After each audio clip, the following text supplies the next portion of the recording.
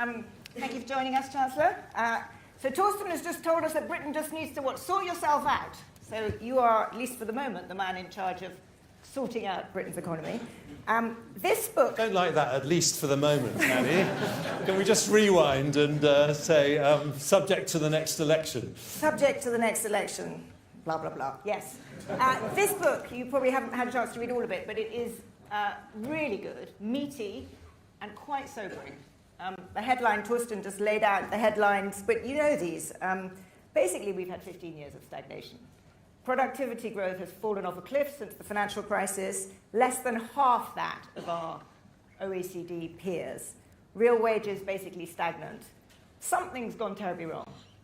And your government, your party, has been in government for most of that time. So I think I want to have most of this conversation looking forward, but I do think it's worth understanding what's gone wrong. And so I'd love to hear your view of why we are in this mess. Why has productivity fallen so much? And frankly, what could the government have done differently? How much blame should really be laid at the hand of government decisions? Well, it's a good question to open with. And first of all, I haven't read this from cover to cover because it's only been published this morning, but I have read a summary of it. And I think it's a really interesting report that's asking all the right questions. But I think I fundamentally and profoundly disagree with Torsten's view that, you know, the great advantage of doing badly, which I just heard him use those words, of things going wrong, ignores the context. I mean, what we had was the worst financial crisis since the Second World War, which affected lots of countries, not just our country. And since 2010, we've actually grown faster than Spain, Portugal, France, Italy, the Netherlands, Austria, Germany, Japan. In fact, the majority of the countries that Torsten was comparing us to, we've grown faster than them. So I think it's absolutely right to say, why have all of us fallen into this low growth paradigm, and what can we do to get out of it? But I don't think this is something that we are uniquely in a bad situation with respect to. I think this is affecting all Western nations, and you have to have a plan to get out of it. Okay, we're not going to argue too much about the numbers, but we have been doing significantly worse if you look at living standards over the last 15 years. Just to go back to my question, is there anything that, with hindsight, you would have done differently? Well, there are lots of things that you learn, of course, over time. But, you know, with living standards, right, and where I absolutely agree with this report is that productivity is key. So the only way in the long run that you can raise living standards is by raising productivity. Now, I don't blame the Resolution Foundation for the fact that they went to print days before the autumn statement, but we did introduce in the autumn statement the most competitive business investment release in the world, matched only amongst OECD countries by Latvia and Estonia with full expensing.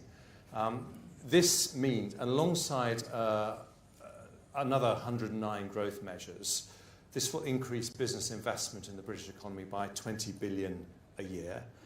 And that is about half the gap with, you know, Torsten looked at the countries we like to compare ourselves to. But if you take Germany, France, and America, they invest about 2% of GDP more than we do every year. And those measures, including full expensing, but not just full expensing, the reforms to the planning system, the increasing access to the grid for clean energy projects, that 20 billion a year closes about half the gap with France, Germany, and America. In one fiscal event, I think that's not bad going. And so I think we are really focused on productivity. But if I could just, while I'm answering that, I think there is one gap here. And I do think it's, as we're talking about this report, I think I should just mention it.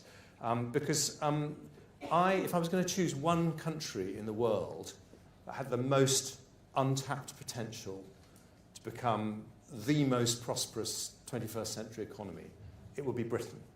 And why is that?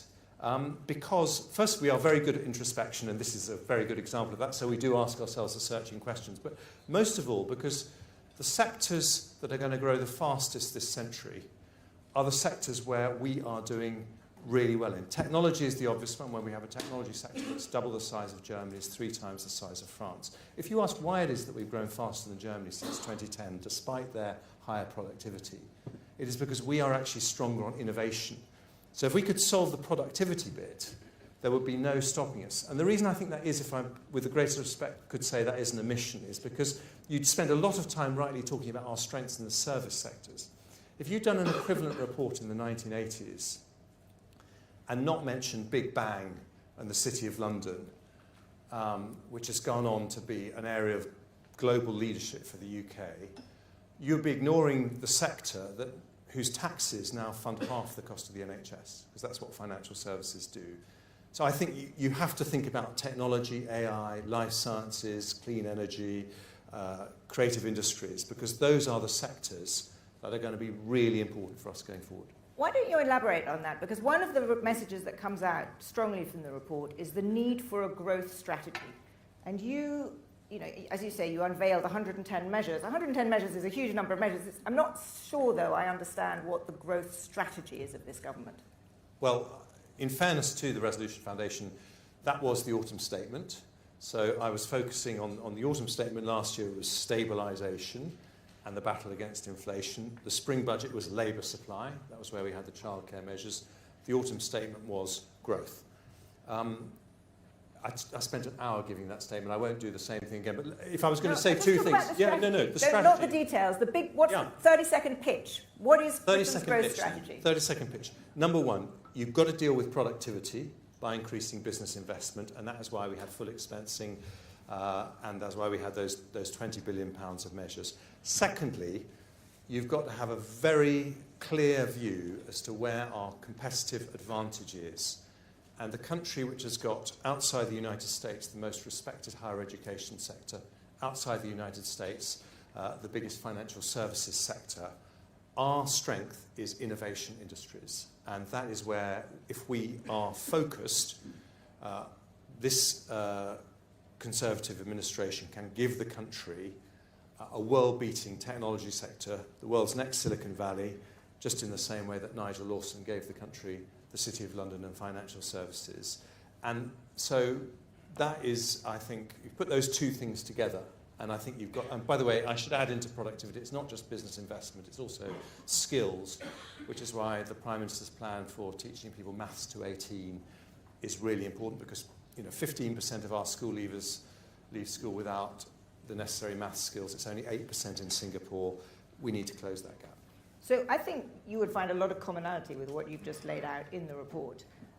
You focused on the need for more investment, private and public. We'll get to public in a second, but let's talk about private investment. The bulk of capital spending in this country is done by businesses.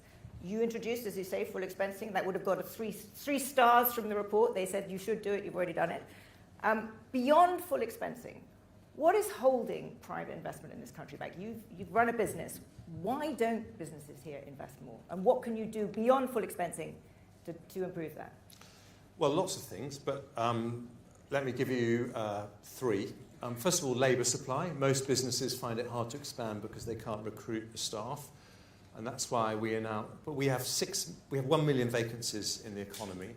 We have 6 million adults of working age who are not in work, and that's why we announced in the autumn statement some very big labour market reforms, welfare reforms, that are designed to bring many of those people would like to come back into work, and we need to have a system that doesn't write people off if they have an illness or a disability, but says the first thing we're going to do is try and treat you, which is why we're going to be funding a lot more people to do talking therapies, helping 500,000 people with mental health conditions, because that's an increasing reason why people are leaving their jobs. So that would be one of them.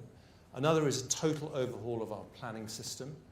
So we said that, what local councils say is that they don't have enough planning staff, and we need to remove cost as an issue for them. So we've said that local authorities, when it comes to business planning applications, can charge their full cost recovery, in return for which they must process an application within the statutory period, and if they don't, they have to give the money back and still process it at high speed. So that's That's a very big one. And then the third one, because clean energy is such a big part of our transformation, we're going to have to double the amount of electricity that we generate as a country. We totally transformed the way businesses are going to be able to access the national grid, because one of the things that's holding back clean energy investment is people are being told they have to wait 14 years for a grid connection, and we're going to shrink. I think we're going to reduce the delays by 90% as a result of what I announced.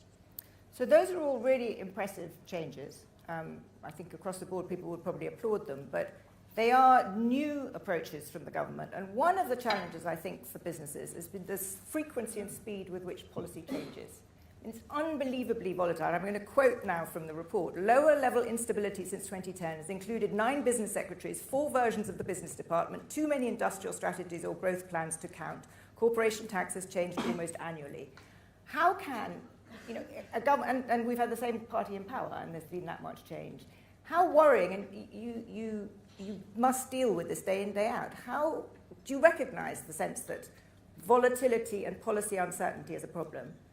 And how do you guard against that? I mean, we've got an election coming, but assuming, let's just assume that you are in power for the next 5 years. How do you get a plan in place that people can say, right, we're sticking with this? Well, I think there's a very particular reason why we've had that political chopping and changing. I don't think it's a good thing. By the way, you're talking to as you know, the longest serving health secretary. I was there for nearly 6 years, and I think there are enormous benefits to ministers staying in their post for a long period of time. But we had Brexit. That led to a hung parliament. That led to a politically incredibly challenging time where the British people had voted to leave the EU, but Parliament couldn't agree on how, and ultimately to the fall of Theresa May's government. And then we had a pandemic. And these things have led to changes in Whitehall. I hope we can have more stability going forward, absolutely, because I think it is a better thing for policy. So that's the political side. What about the institutional side? As you know, we wrote a big piece about the Treasury recently, arguing that actually the Treasury, while it has many strengths, was perhaps institutionally a problem for growth because it was short-termist. How much do you recognise that analysis? I think that I generally find myself agreeing with most of what you write in The Economist, but that one I thought didn't. I thought it was a fair point historically. So I think the Treasury has been historically first and foremost an accountant determined to make sure the books balance, which is very important in the international markets because people have to know we're good for our debts and we pay lower debt interest rates as a result of the confidence people have. But I think the Treasury since I've been there, by the way, it's not because of me, but my impression of the Treasury since I've been there has been a very growth-focused organisation. And, they started the day after the spring budget, we started working on the autumn statement. I said this is going to be an autumn statement on growth and very specifically unlocking business investment. That is the thing that we are going to try and crack in the autumn statement. And I think they did an absolutely superb job. So I think that now, if you look to the Treasury, there is an understanding of the centrality of growth to what they do. Now, some people say you should remove the responsibility for growth to another government department, perhaps have a department for economics or something like that, which other countries do. I would say that the problem with that is that in any political system, ultimately power resides where the money is. And you don't want the department that's responsible for growth to have to negotiate for its budget every year with the Treasury. At the moment, when there's something that's really important for growth, such as securing the gigafactory in Somerset that JLR Land Rover, Tata announced, I think it's very important the Chancellor thinks that's my job to make sure we secure this kind of investment for the UK. And so I think there are very big advantages in having that responsibility for growth where the money is. So you want a powerful Treasury, but one that is focused on growth? Absolutely. What about then public investment? And this is a gathering of largely economists, so they won't mind me focusing so much on investment because, as the report says, it's completely integral. And public investment, 20% of total investment, the report says public investment should increase dramatically towards the 3% of GDP they're saying should become the norm. If you look, and the only thing we have to go on for your plans for the next 5 years, were you to have them, would be the autumn statement. And if you look there, you actually have real public investment declining.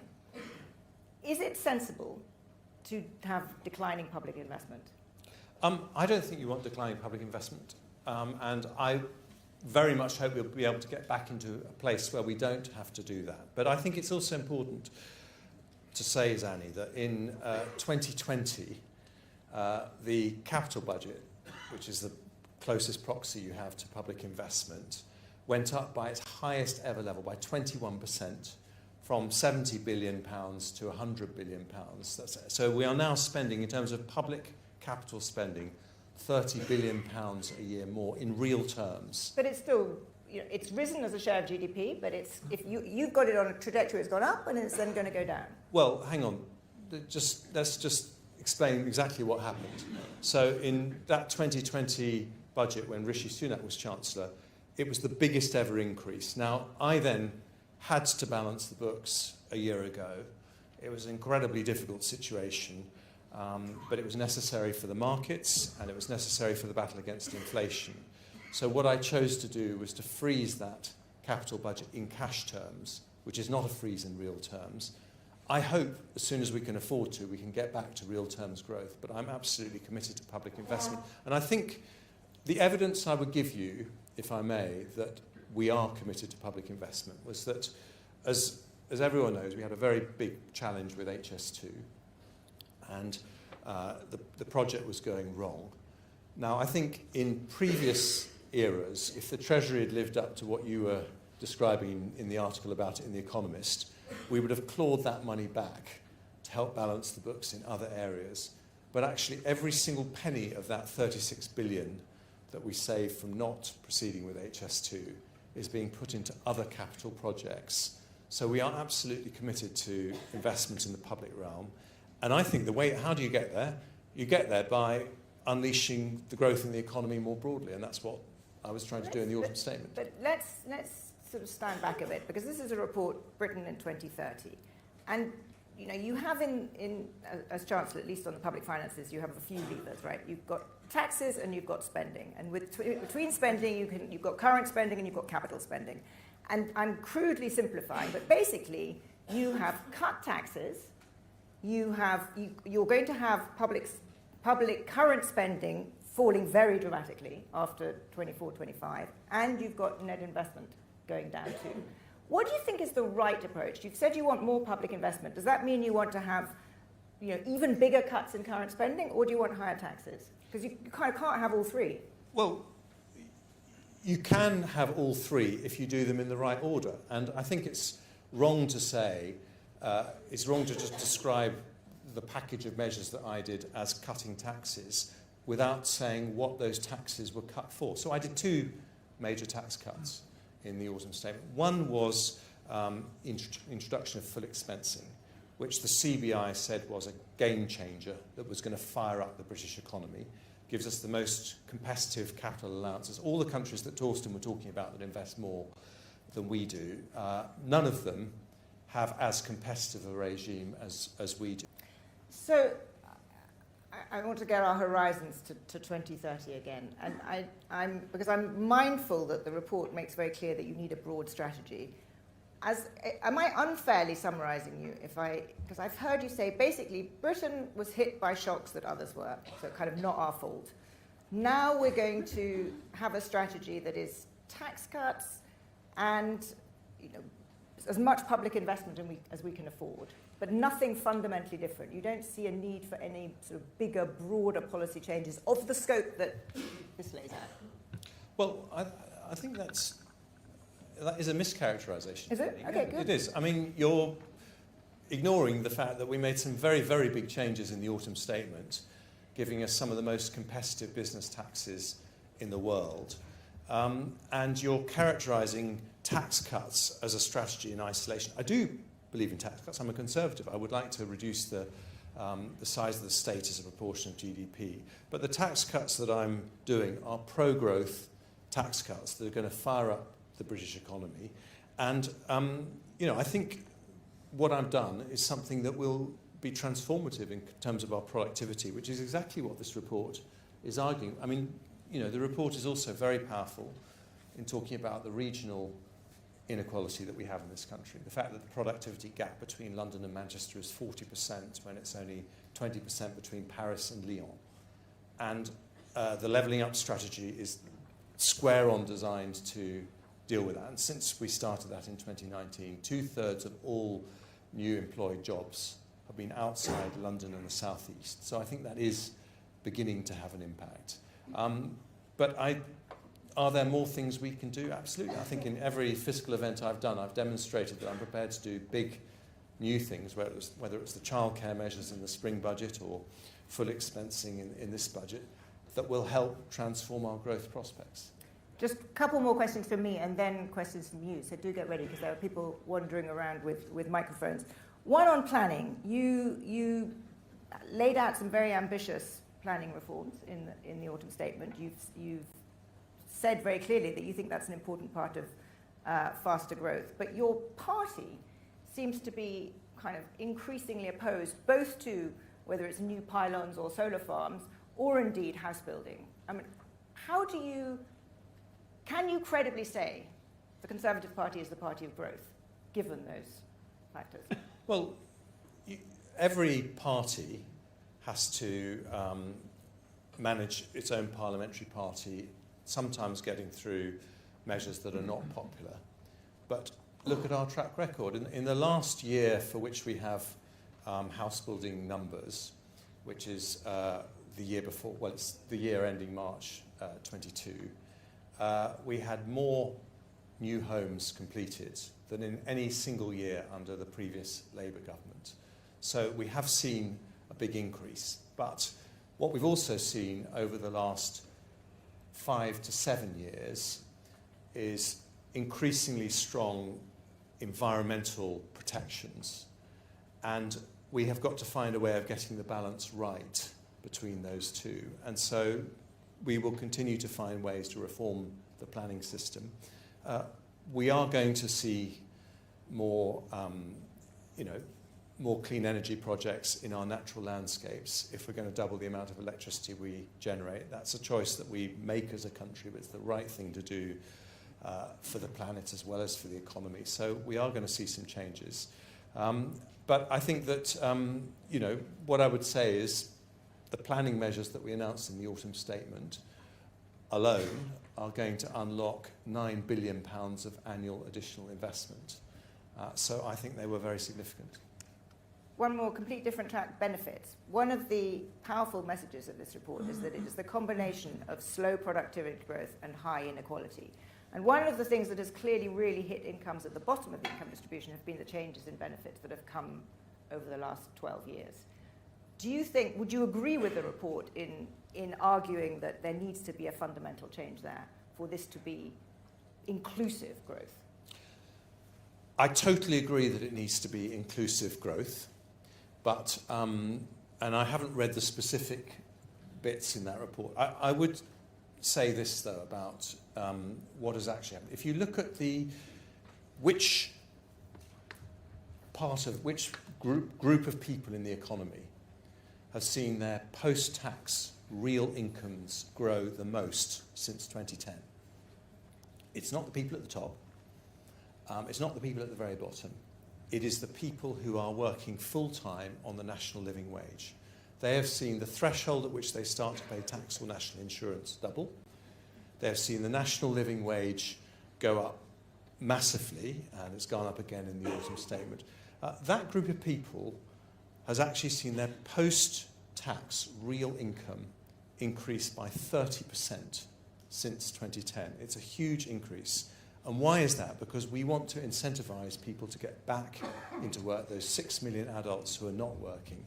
And in terms of the poverty impact, the people in absolute poverty after housing costs has gone down since 2010 by 1.7 million people, including 400,000 children.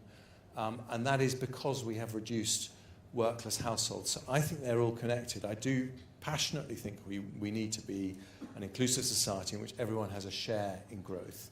But if you look at some of the societies that are often characterised as being more equal than us, somewhere like the Netherlands, for example, they actually have lower inactivity rates, higher employment rates. If we had the same number of women in work as they have in Holland relative to the size of population, we would have 2 million more people in work in the UK. So we would have filled every vacancy in the economy twice over.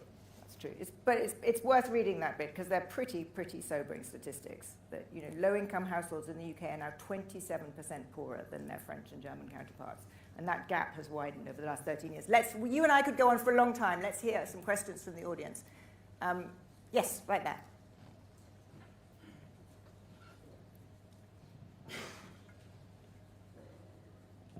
Thank you very much. Jack Campbell, Director of the Campaign for the Arts. Chancellor, the Resolution Foundation's report today agrees with the government that the creative and cultural industries are a main growth area of potential for the UK economy. And the report says that the UK's creative strengths can be traced to cultural openness, high-quality creative education, and the role that public service broadcasting via both the BBC and Channel 4 has in shaping the market. Our research has found that there have been declines of 47% at GCSE and 29% at A-level in creative subjects in England. And I noticed in the news today there's talk of potentially further reductions in the funding of the BBC.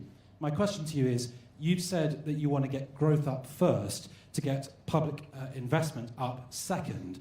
But are you not concerned that these real declines, including in public investment, might actually be draining the fuel out of one of our key economic engines?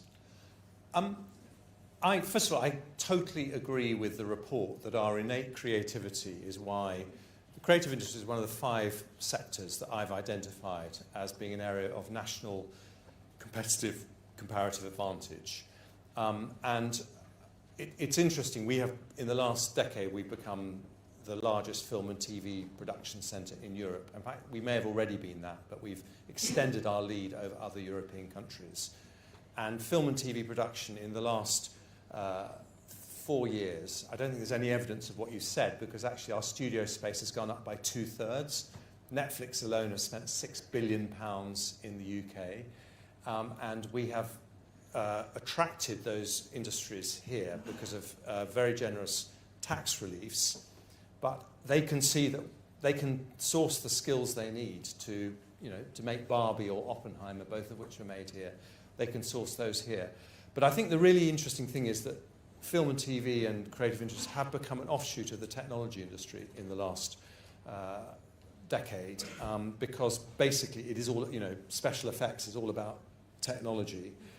And what you get in the UK is the tech skills and also the creativity come together. You've got a combination of Hollywood and Silicon Valley, which is absolutely incredible. So we are absolutely backing them. I would never be complacent about skills. There's always more we can do, and I couldn't agree with you more about public service broadcasting being central to what makes the UK attractive. Thank you. Let's go somewhere in the back there. Yes. Come to you. Hi, I'm Juliet from Christians Against Poverty. Our recent research has highlighted that we've got 9% of the UK population having debt they don't know how to repay, and we provide debt support, and 50% of our clients have deficit budgets. So just wondering kind of what support you're considering, which would help people in emergency crisis situations now to make sure that we don't end up with a debt crisis next.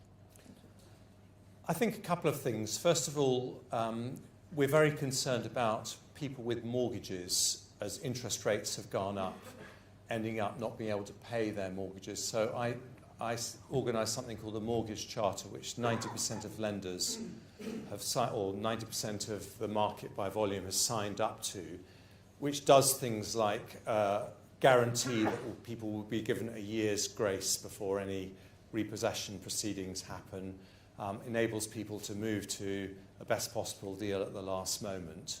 And we're still seeing significantly fewer. I think it's still, repossessions are still a third the level they were just after the financial crisis. So I think it's having some impact.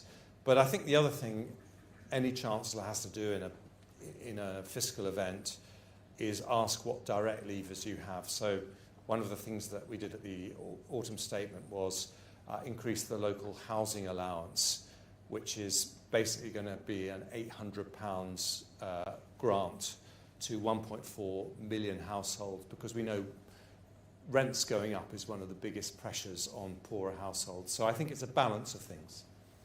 Thank you. Yes, three rows back. Paul Swinney from the think tank Centre for Cities. Chancellor, you said that we have a real specialism in innovative industries, but have a productivity problem. My view would be that it's those innovative industries that are meant to push productivity on. Just wondering what your diagnosis is between the disconnect between specialised in these cutting-edge sectors and yet still having a productivity problem.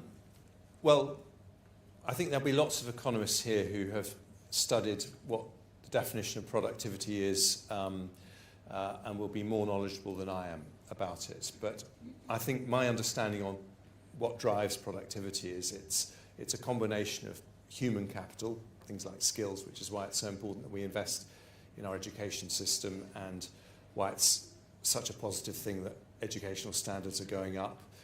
It's a combination of business investment, whereas Torsten was telling you earlier, we have traditionally lagged, and that's what the autumn statement measures were all about.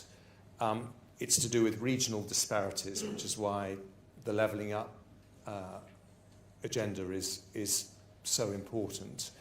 And it's also to do with this thing called total factor productivity, which includes things like your ability to innovate. And I think that we are very strong on that bit. We've been weaker on the capital investment side. And for a long time, our education side, we've been very good on the sort of university educated half of school leavers, less good on the school leavers who don't go to university. And I think that is now really changing. I think we've got time for a couple more. So yes, lady there, 4 rows back. 5 rows back, yeah, there, 2. Frances Coppola, independent economist. Really a follow-on from the last question. I wanted to ask about productivity. Much of the rhetoric that we've heard has been about getting more people into work, but I would like to remind you that getting more people into work is not the same as increasing productivity.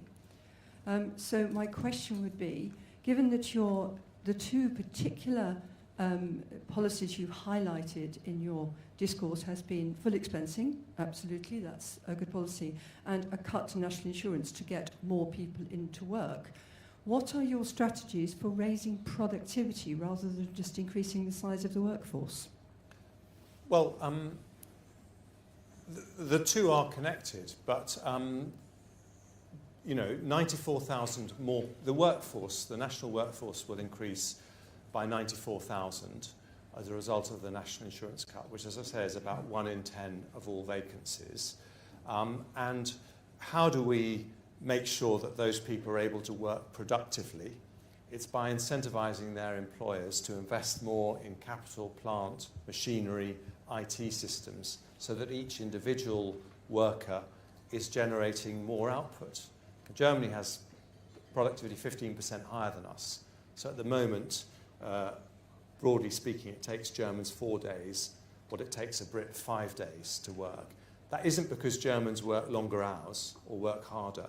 It's because, by and large, German workers have more capital wrapped around them, more machinery, more plant, more automation, which means that they have higher productivity. So that's why introducing capital allowances, full expensing, that is more generous than Germany's, is the way that we're going to see more investment alongside reforms to the planning system and other measures. So you need to do the two together. One more question. Yes, gentleman there, the turquoise sweater.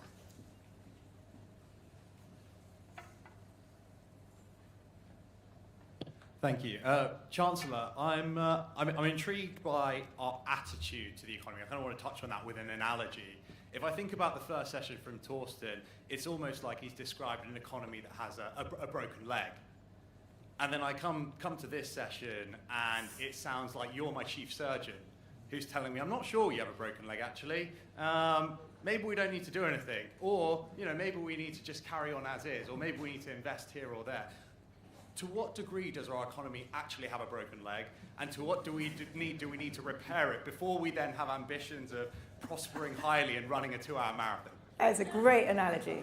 And you are a marathon runner, no? I'm trying to think of the perfect metaphor here.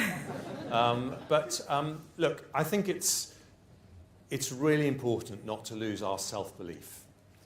And I think that we are one of the world's best and most brilliant countries at beating ourselves up, because we have brilliant magazines like The Economist who are good at will get you nowhere. who are good at putting us under a magnifying glass and identifying areas where, I'm not sure I describe it as a broken leg, but identifying areas where we can do better. And that is a very good thing for us that we do that. But sometimes we forget that other countries also have the things that they need to improve. I've had conversations with European finance ministers who say they wish they could swap our education system for theirs, because they look at our universities, 4 of the world's top 20. Nowhere else outside America gets close to that. And you look at our technology industry, you look at our record on climate change, where we've cut emissions by 49%, France has cut them by 23%. And so we've done lots of things really well. We should absolutely be honest about the things that we can do better. Our technical education for school leavers who don't go to university has come on leaps and bounds, but we need to go further. That's why we need people to be doing maths and English till they're 18. Our productivity is still behind France, Germany, and the United States. We need a plan for that, which is what I announced. But what we shouldn't lose is the fact that, despite lots of venerable magazines saying that we're going to hell in a handcart, we always confound expectations in this country, and we always do far better than everyone says. And a year ago, all these experts were saying that the economy was going to contract. The OBR said it was going to contract by 1.4%. It's actually grown by 0.6%. That's a 2% difference in just 1 year. And I think we shouldn't lose confidence that we do some things absolutely amazingly. I know he's controversial in other ways, but when Elon Musk was here 3 weeks ago, he said there were only 2 centres in the world for AI, San Francisco and London. So this is a guy who is spending a lot of money on AI and knows about automation, and he's done Tesla, and he knows this stuff very, very well. So we've got a lot going for us. So if we're going to go into dealing with the sprained ankle rather than the broken leg, then let's do so from a perspective of positivity, because we've got so much going for us, and I think we should, have a little bit of optimism for the future, because this is still got some of the most exciting prospects of any country in the world. Okay, so let's, as a last question, let's grant you that optimism. I like the sprained ankle analogy. What will this potential marathon running country with a temporarily sprained ankle look like in 2030? Just paint a picture of what, in the best possible case, where all the things that you would like to happen get done, what does the country look like, and what are the 3 or 4 things that you would need to do between now and then to get it there?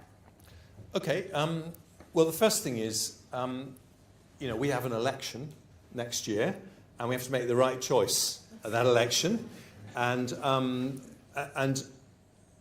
it's interesting, because one of the things that you tried to suggest I was saying, I know you don't really think I was saying it, Zanny, but it was a nice try, was that I was trying to say it's fine to do more of the same. Absolutely not. We're making really big changes. But one of the things that we have won back is a reputation for fiscal probity. And you're going to talk to Keir Starmer this afternoon. It is not possible to meet our fiscal rule to reduce debt in 5 years and to increase borrowing by £28 billion a year. One of those two has to be false. So I hope, whatever the country decides next year, we do not relinquish our reputation for fiscal probity. And then what I would say is, and I think this is the bit where I totally agree with the Economist analysis of what needs to happen in politics. It's really important that we're long-term. The benefits of those 110 measures, the £20 billion of business investment, they aren't scored by and large by the OBR because most of them will feed through not in 5 years but within a decade.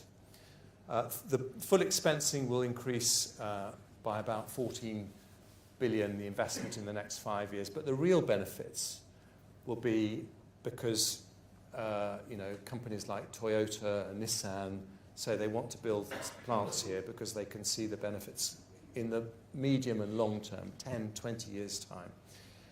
And I think that what really matters is that despite all the political noise, governments find the nerve to make the long-term changes, the really difficult changes that will make a difference.